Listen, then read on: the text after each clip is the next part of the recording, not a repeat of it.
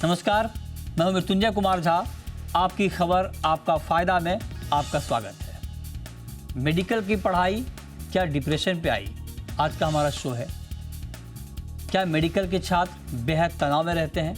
दरअसल national medical commission के online survey में चौंकाने वाली बातें सामने आई हैं।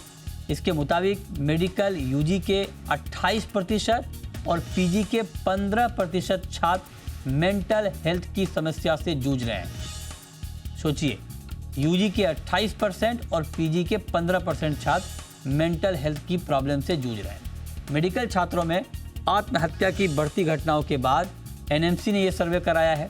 ऐसे में आज हम इसी पर चर्चा करेंगे। मेडिकल छात्रों के अवसाद में आने की वजहों को समझेंगे। बढ़ते अवसाद के इन हालातों से मेडिकल छात्रों को कैसे निकाला जाए, इस पर भी हम डिटेल में चर्चा करेंगे। लेकिन उससे पहले देखिए ये खास रिपोर्ट।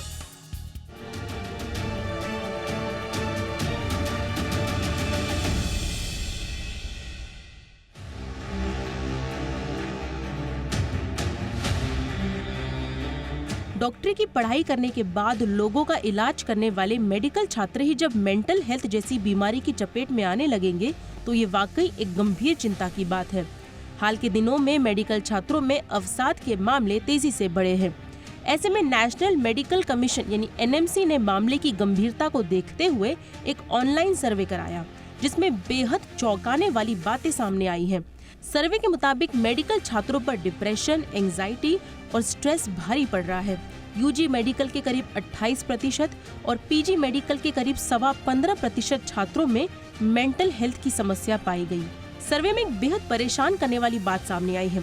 इसके मुताबिक यूजी तक 16% और पीजी के करीब 31% छात्रों के मन में तो आत्महत्या करने तक के विचार आए। इस सर्वे में यूजी के 25,590 छात्र और पीजी के 5,000 से अधिक छात्रों को शामिल किया गया। वहीं सर्वे में 7,000 से अधिक फैकल्टी मेंबर्स को भी शामिल किया गया। आखिर मेडिकल के छात्र दिमागी तौर पर क्यों बीमार पड़ रहे हैं, इसे भी समझना होगा। इसके लिए सामाजिक अलगाव और अकेलापन एक बड़ी वजह सामने आई है।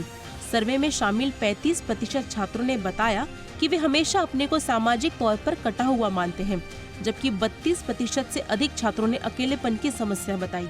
वहीं करीब 21% मेडिकल छात्रों का मानना है कि पढ़ाई का उन पर ज्यादा बोझ रहता है। सर्वे के मुताबिक 40.5% से अधिक छात्रों में हमेशा अच्छे ग्रेड हासिल करने का प्रेशर रहता है। एक तो पढ़ाई का स्ट्रेस और ऊपर से बाहरी दुनिया से कटे होने का एहसास मेडिकल छात्रों में अवसाद की एक बड़ी वजह हो सकती है। और तो और मेंटल हेल्थ सर्विसेज तक मेडिकल छात्रों की पहुंच का ना होना भी चिंता की बात है। वहीं लगभग 45% पीजी छात्रों ने बताया कि उन्हें हफ्ते में 60 घंटे से अधिक काम करना पड़ता है, जबकि 56% से अधिक को साप्ताहिक अवकाश नहीं मिलता।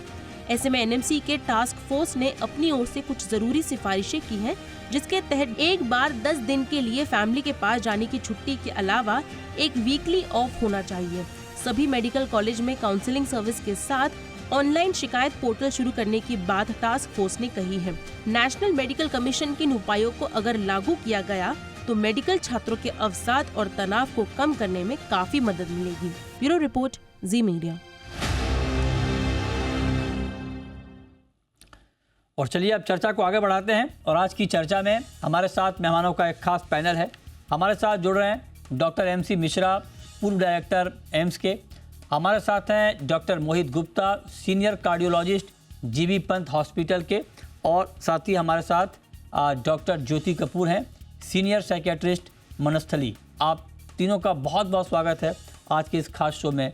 और मिश्रा जी, पहला सवाल सर आपसे मैं ये पूछना चाह रहा हूँ कि इस रिपोर्ट में बड़ी ही चिंताजनक बात कही गई है, जो नेशनल मेडिकल कमीशन की रिपोर्ट है, कि उसमें 28% जो यूजी के छात्र हैं वो अवसाद में है, डिप्रेशन में हैं, और 15% के आसपास पीजी के छात्र। क्या वजह आप देख रहे हैं सर, ऐसा क्यों? मृत्युंजय, ये चर्चा रखने के लिए धन्यवाद। ये जो रिपोर्ट आई है बहुत महत्वपूर्ण है। इसमें अवश्य हम कह सकते हैं कि जो आंकड़े हैं वो जो दर्शाए गए हैं कि 28% और 15% पीजी, 28% हमारे जो एमबीबीएस करने वाले छात्र छात्राएं डिप्रेशन, एंजाइटी, स्ट्रेस के शिकार हो रहे हैं। और इनके कारणों में जब जाते हैं तो बहुत साफ तौर से नहीं समझ में आया, लेकिन एक और जो महत्वपूर्ण बात सामने आई है कि अधिकतर लोगों को जो एक साइकियाट्रिक हेल्प मिलनी चाहिए या मेंटल सपोर्ट मिलनी चाहिए, वो भी उसका भी अभाव है। तो इसमें अगर आप देखें कि कारण सॉरी क्या हो सकते हैं, तो बहुत सारे कारण तो डॉक्टर ज्योति बताएंगी कि क्या और हो सकते हैं, लेकिन हाँ, बहुत सारे बच्चे संभवतः मेडिकल प्रोफेशन को स्वतः अपने इंटरेस्ट से नहीं ज्वाइन करते हैं, उसका वो भी एक बहुत बड़ा कारण है। अच्छा। फिर पीजी में उनको अपने मनपसंद जो कोर्स है उसमें एडमिशन नहीं मिलता है। ओह। मान लीजिए कोई सर्जन बनना चाहता है तो उसको मेडिकल डिसिप्लिन में एडमिशन मिलता है, क्योंकि वो मार्क्स जैसे आए हैं एडमिशन उस हिसाब से होता है। एमबीबीएस जो करने आते हैं छात्र, उसमें भी बहुत बहुत बार हो सकता है कि छात्र या छात्रा इसमें ना आना चाहे मेडिकल प्रोफेशन में, लेकिन पेरेंटल प्रेशर होता है, फैमिली प्रेशर होता है, उस वजह से भी बच्चे आ जाते हैं और फिर वो उतना यो मतलब लग के उसमें नहीं कर पाते हैं और उनको फिर दिक्कत भी होती है। भारत में चूंकि कंपटीशन इतना ज्यादा है, इतना ज्यादा स्ट्रगल है इसमें कि एडमिशन होना ही मुश्किल है, तो छोड़ने की बात तो कोई सोचता नहीं है। और इस वजह से फिर लोग कई बार जो एक्सट्रीम स्टेप है उसको भी ले लेते हैं। तो ये एक बिल्कुल मैं मानता हूँ कि ये चिंता का विषय है और इस पे पूरा जो हमारा ध्यान होना चाहिए।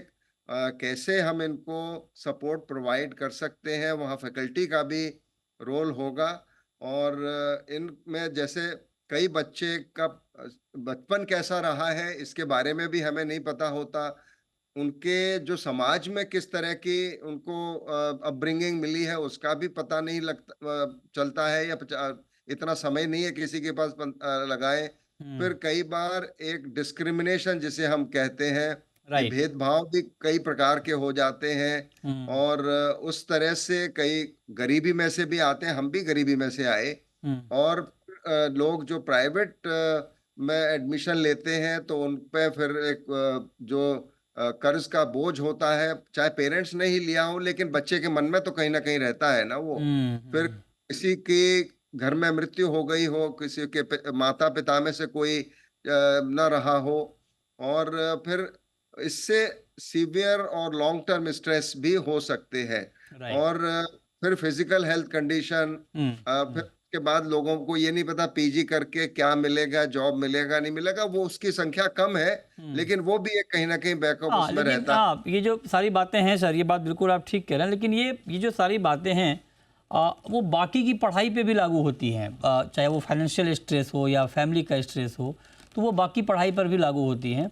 लेकिन अब डॉक्टर मोहित गुप्ता जी, आप ज़रा बताइए सर, चूँकि आप सीनियर कार्डियोलॉजिस्ट हैं, क्या प्रैक्टिस में आप इस बात को फील कर पाते हैं? क्योंकि ये देखिए डॉक्टरी पेशा मतलब बहुत ही से सारे पेशा बहुत महत्वपूर्ण हैं, लेकिन डॉक्टरी पेशा मतलब सीधे आप समझिए कि ये लोगों की जान से जुड़ा हुआ पेशा है ना। लोग बहुत भरोसे के साथ सेकंड गॉड डॉक्टर को कहा जाता है, और अगर वहाँ पे कोई डॉक्टर अगर मेंटल लेवल पे कुछ जूझ रहे हों तो ये सिर्फ प्रॉब्लम उन तक नहीं रहेगी, ये प्रॉब्लम बहुत दूर तक फैल सकती है। तो क्या आप ये फील कर पाते हैं कि हाँ वाकई जो प्रैक्टिस कर रहे हैं डॉक्टर वो भी इस तरह की दिक्कतों से जूझ रहे हैं?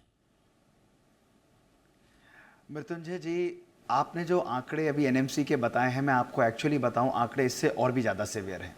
क्योंकि ये परसेंटेजेस अंडर रिपोर्टेड होती हैं और हमारे यहाँ अपने इंटरनल सर्वेस दिखाते हैं कि 90 to 98% ऑफ द लोगों के अंदर एंग्जाइटी और 60 से 70% के अंदर किसी ना किसी लेवल का डिप्रेशन आ रहा है। अब मैं आपको कारण बताता हूँ इसका।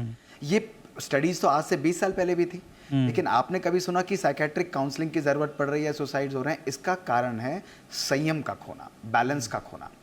आज हमारे एजुकेशन सिस्टम को हम इंटेलेक्चुअल फूल्स बना रहे हैं। इंटेलेक्चुअल फूल्स यानी जो पढ़ाई में तो होशियार हैं, ट्रीटमेंट में तो परफेक्ट हैं, लेकिन कहीं ना कहीं वो इमोशनली लेबाइल हैं, इमोशनली अनस्टेबल हैं।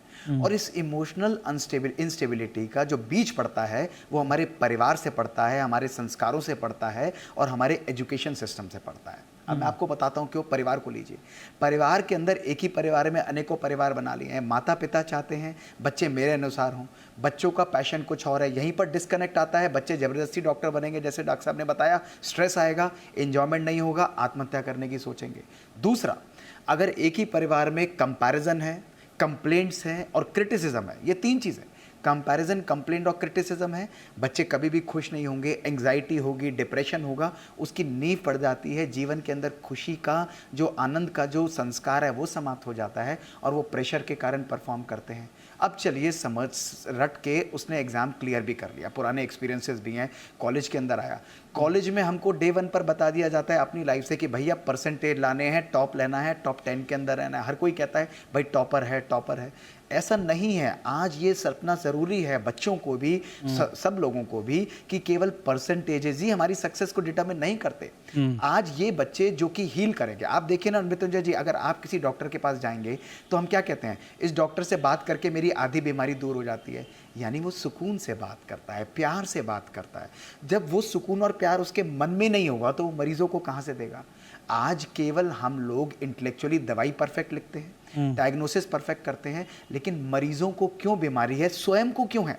मैं किसी को सुकून और शांति और प्यार तब दे सकता हूँ जब मेरे अंदर स्वयं होगा, वो मेरे पास है ही नहीं। वो मेरे पास है ही नहीं। इसलिए आज मैं आपको केवल एक बात बताता हूँ, बच्चों से पूछिए कि उनके जीवन के अंदर बैलेंस है, पढ़ने के साथ साथ क्या वो रेस्ट भी करते हैं, अपने आप को चार्ज भी करते हैं, सोशलाइज भी करते हैं। राइट। मृत्युंजय जी, आखिरी बात आपको मैं बताना चाहूंगा कि डॉक्टर रॉबर्ट वॉल्डिंगर का जो सर्वे हुआ था उसमें क्लियर बताया गया कि single most important factor for successful and happy life, doctors के लिए भी, बाकी लोगों के लिए भी, वो हमारी पोजीशन, हमारी डिग्री, हमारी पावर नहीं था, मनी नहीं था, वो हमारे अच्छे संबंध थे।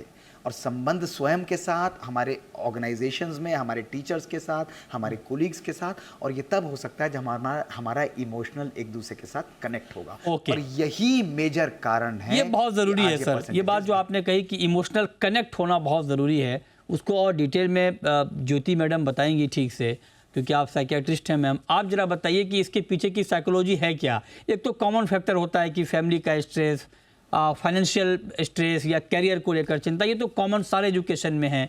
लेकिन डॉक्टरी जैसी पढ़ाई में, चूँकि MBBS अपने आप में मतलब कर लेना या उसमें आप क्वालिफाई कर जाते हैं, ये अपने आप में बड़ी बात होती है ना। पेरेंट्स भी बड़ा उस पर गर्व करते हैं कि मेरा बेटा या बेटी जो है वो MBBS की पढ़ाई कर रहे होते हैं। लेकिन तब अगर इस तरह के प्रोफेशन में या इस तरह की पढ़ाई में अगर इस तरह का डिप्रेशन आता है तो उसके पीछे की वजह क्या देख रही हैं आप?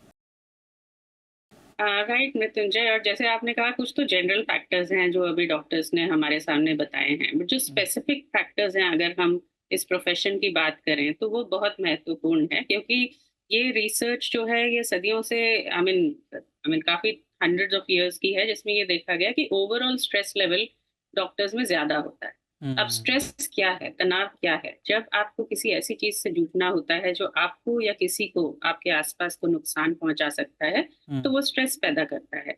अब आप एक मशीन ठीक कर रहे हैं, उस मशीन का ज्यादा से ज्यादा क्या होगा? आप नहीं ठीक कर पाएंगे, खराब हो जाएगा।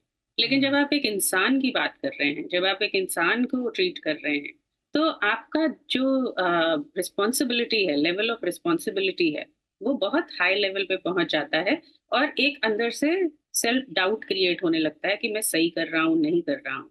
तो जहां तक हमारे तनाव की बात है, तो मेडिकल प्रोफेशन में और मेडिकल एजुकेशन में वो तनाव बहुत ज्यादा है। दूसरी बात ये है कि जो हम टाइमिंग्स की बात करते हैं कि आपको कितना टाइम स्पेंड करना पड़ता है। आप किसी भी मेडिकल स्टूडेंट्स को देख लीजिए, इतना वास्ट मेडिकल सिलेबस है। सो ऑब्वियसली आपको जितना अमाउंट समय का उसमें स्पेंड करना पड़ता है वो कहीं ज्यादा है। उसमें आपके लिए रिलैक्स करने का कितना समय बचता है और कितना हम अपने पर्सनल एग्जांपल से बता सकते हैं कि वो बहुत लिमिटेड होता है।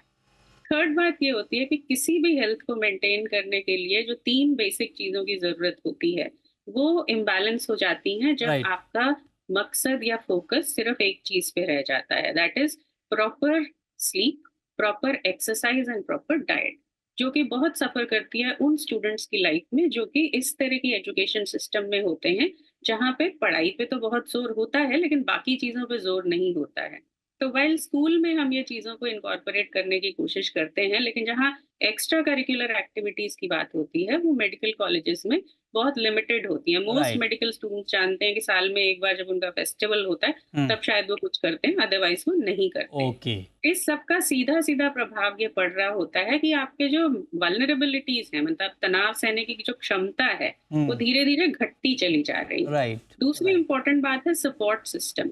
नाउ अगर हम साइकोलॉजिकल इश्यूज की बात करें, तो उसकी एक्सेप्टेंस हमारे समाज में इतनी कम है, और उसी समाज से वो स्टूडेंट्स आए हैं, उसी समाज से वो टीचर्स आए ठीक हैं, बात उसी समाज से वो सारा का सारा जो चीज है वो क्रिएट हुआ है। तो बिल्कुल। यदि अगर कोई बच्चा ये जाके बोलता है कि मैं बहुत स्ट्रेस में हूँ, वो मैं बहुत तनाव में हूँ, तो उसको वो सपोर्ट नहीं मिलता। हम सभी तनाव में हैं, तो क्या हो गया तुम तनाव में हो, तो ये तो रहता ही है, लाइफ तो ऐसे ही चली है, हमें इतने घंटे तो पढ़ना ही पड़ेगा, डॉक्टर बनना है तो यही होना चाहिए। सो एक जो वैलिडेशन होती है कि मैं बहुत स्ट्रेस में हूँ, मुझे हेल्प चाहिए, वो हेल्प राइट। बच्चों को राइट नहीं मैम। मिल पाती। ये बहुत इम्पोर्टेंट बात आपने बताई है, और इसको एड्रेस करना बहुत ज़रूरी है। ये तो हमने प्रॉब्लम समझ ली कि किस किस लेवल पे प्रॉब्लम है। अब मिश्रा सर, आप जरा बताइए, जो बात अभी हमने प्रॉब्लम डिस्कस की है, आप तो एम्स के डायरेक्टर रहे हैं और आपने मेडिकल स्टूडेंट से बहुत इंटरेक्ट भी किया है। आप बताइए कि आपको सॉल्यूशन क्या दिखता है? क्या कुछ पैटर्न में बदलाव करना चाहिए, या कुछ आपको लगता है कि जो इंटरनल सिस्टम है उसमें कुछ चेंजेस की ज़रूरत है? आप क्या फील कर पा रहे हैं सर, कैसे ठीक किया जाए इसको? नहीं, मृत्युंजय, इसमें देखिए, मैं एम्स डायरेक्टर से पहले मैं एक मेडिकल का छात्र भी था। मैंने भी पोस्ट ग्रेजुएशन किया, अंडर ग्रेजुएशन किया, उसके बाद सर्जिकल ट्रेनिंग की।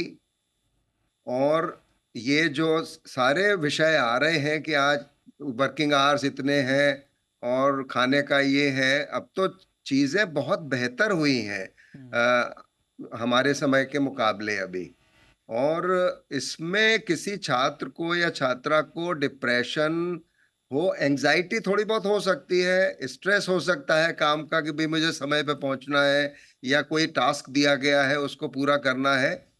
तो मैं इसका एक बहुत अ, आसान इसका समाधान बताता हूं कि देखिए, जो भी कुछ जीवन में हम कर रहे हैं, उसको अगर हम एंजॉय कर रहे हैं, तो एंजाइटी और स्ट्रेस बहुत कम होगा। अगर हम अपनी अनिच्छा से कुछ कर रहे हैं, तो एंजाइटी और स्ट्रेस दोनों ही बहुत होंगे। अच्छा, इसमें जो सर्वे में आया भी है कि डिप्रेशन तो ऐसा नहीं है कि वो कोई बीमारी हो गई उनको, ये फेजिक होता है। बहुत बार हम सबके जीवन में ये क्षण आते हैं, इस तरह के समय आते हैं किसी किसी बात पे, जो हमको बहुत ज्यादा डिस्टर्ब कर देते हैं, बट वो फेजिक होता है, टेम्परेरी होता है, और उसको ओवरकम बहुत आसानी से किया जा सकता है। किसी अपने मित्र से उसको चर्चा करके, जिस फैकल्टी मेंबर से, टीचर से आपको ज्यादा आप क्लोज हैं, उनसे डिस्कस करके, या घर में अपने माता पिता से। बहुत बार छात्र अपने माता पिता से कुछ भी चर्चा नहीं करते आजकल, ये बहुत एक बड़ी समस्या है। सोशल मीडिया आ गया है, लोग उसी में लगे रहते हैं, तो अगर उसमें लगे रहते हैं तो उससे भी कुछ इसका समाधान निकाल सकते हैं। लेकिन जो सबसे बड़ा मैं देख रहा हूं इसमें, कि अगर किसी को वाकई में साइकियाट्रिक हेल्प चाहिए, काउंसलिंग चाहिए, उसका जो अभाव है, वो एक गंभीर विषय है कि किस तरह से इन छात्र छात्राओं को, अगर इनको कुछ हो रहा है, और हमारे यहाँ जैसे उसका कारण बताते हैं कि साहब वो साइकियाट्रिक हेल्प ले रहा है। अब ये एक टैबू भी होता है हमारे समाज में, इसको भी एक टैबू माना गया है, जो अब इस 2024 में आने वाली इस शताब्दी में ये नहीं होना चाहिए। टाइम का लोग मैं सर माफी स्वतः चाहूंगा, जाएं। आपने बहुत बढ़िया बात बताई कि ये टैबूज नहीं होना चाहिए। मोहित गुप्ता जी, क्विक आंसर चाहूंगा सर आपसे। आप जरा बताइए कि क्या जो अभी हमारा सिस्टम है पूरा मेडिकल एजुकेशन का, क्या ये भी एक वजह है, और इसको क्या अभी हमें थोड़ा सा और इजी बनाना चाहिए? मेडिकल एजुकेशन के सिस्टम को, पैटर्न को थोड़ा इजी बनाना चाहिए। संक्षेप जी। मिथुंजय जी, सबसे पहले तो ये प्रेशर वर्ड को पैशन वर्ड से रिप्लेस कर दीजिए। जहां पैशन है वहां प्रेशर नहीं होगा। 3 प्रकार के स्टेप्स लेने हैं। फैमिलियल लेवल पे लेना है, पर्सनल लेवल पे लेना है और एडमिनिस्ट्रेशन यानी हॉस्पिटल लेवल पे लेना है। फैमिलियल लेवल पे एक दूसरे के साथ बात करिए, कम्युनिकेट करिए, प्यार लेकर आइए, अंडरस्टैंडिंग लाइए, एप्रिसिएशन लाइए। बच्चों की मानसिक स्थिति जब स्टेबल होगी वो किसी भी प्रोफेशन में बहुत परफेक्ट रूप से स्टेबल होंगे। उसके लिए माता पिता बच्चों को टाइम देना पड़ेगा, बैठना पड़ेगा, बिजी वर्ड को इजी वर्ड से रिप्लेस करते हुए परिवार के अंदर खुशहाली लानी पड़ेगी। यहाँ से फाउंडेशन लगती है एक अच्छे व्यक्तित्व की। बिल्कुल बिल्कुल। अब ज्योति जी जी जी सर नहीं है, लोगों को ट्रीट करना है, लोगों को ट्रीट करना ही है। लोग पेशेंट्स में कभी भी पेशेंस नहीं होगी, तो आपको धैर्यता भी रखनी है और रोज पूरे दिन कार्य करते हुए, पढ़ाई करते हुए बैलेंस भी रखना है, सेल्फ केयर लानी है। कभी मेडिटेशन को करिए, आपस में बात करिए, एक हॉबीज को क्रिएट करिए, सोशलाइजेशन करिए, स्पोर्ट्स की एक्टिविटी को लेकर आइए, ये करिए। सर टाइम कम है, माफी चाहूंगा, आपने बढ़िया सुझाव दिया है। ज्योति मैम आप बताइए एक साइकियाट्रिस्ट का सुझाव क्या होगा इसको कम करने के लिए? फ्रैंकली मैंने मिश्रा जी को भी सुना, मोहित जी को भी सुना। कहीं ना कहीं मुझे लग रहा है कि रियलिटी चेक की जरूरत है। As a psychiatrist I have seen a lot of people in past also and today also जिनको डिप्रेशन है, क्लिनिकल डिप्रेशन है और एंजाइटी है। वो फेजिक नहीं है, लेकिन वो आपके प्रोफेशन से संबंधित है। जैसे मैंने कहा कि जिस तरह का तनाव आप झेल रहे होते हैं जब किसी इंसान के साथ आप डील कर रहे होते हैं, तो काफी अलग होता है। तो I agree with Mohit sir कि what you need to do is you have to work on a personal level, कि आप अपनी तनाव सहने की क्षमता बढ़ाएंगे। इसके साथ साथ हमें ऑन एन एडमिनिस्ट्रेटिव लेवल ये भी अंडरस्टैंड करना है कि हमें एक स्क्रीनिंग प्रोसीजर अपनाना पड़ेगा। आज की डेट में स्ट्रेस ज्यादा है, बच्चों की तनाव सहने की क्षमता कम है, उसके बहुत सारे कारण है। तो अगर हमें चाहते हैं कि हमारे डॉक्टर्स जो हैं वो बेटर तरीके से लोगों का ख्याल रख सके, तो उनकी मेंटल हेल्थ पे हमें काम करना पड़ेगा, लेवल वर्क करना पड़ेगा, स्क्रीन करना पड़ेगा, उस चीज को आइडेंटिफाई करना पड़ेगा, उन्हें वो स्किल सिखाने पड़ेंगे। ये आपने बहुत महत्वपूर्ण बात कही कि उसको गंभीरता से लेना पड़ेगा, ये बहुत ज़रूरी है। वो कोई टैबूज नहीं होना चाहिए। और ये बात सिर्फ मेडिकल एजुकेशन या मेडिकल स्टूडेंट पे लागू नहीं है, ये बाकी की पढ़ाई में भी अगर सर की दिक्कत आ रही है तो ये हर लेवल पे ये लागू होता है। बहुत शुक्रिया ज्योति मैम आपका, मोहित जी आपका और मिश्रा जी आपका हमारे साथ आज की इस खास चर्चा में जुड़ने के लिए और बताने के लिए कि इसके पीछे की वजह है क्या और इसको कैसे दूर किया जाए। तो फिलहाल इस शो में इतना ही, छोटा सा ब्रेक के बाद भी खबरें जारी हैं। नमस्कार।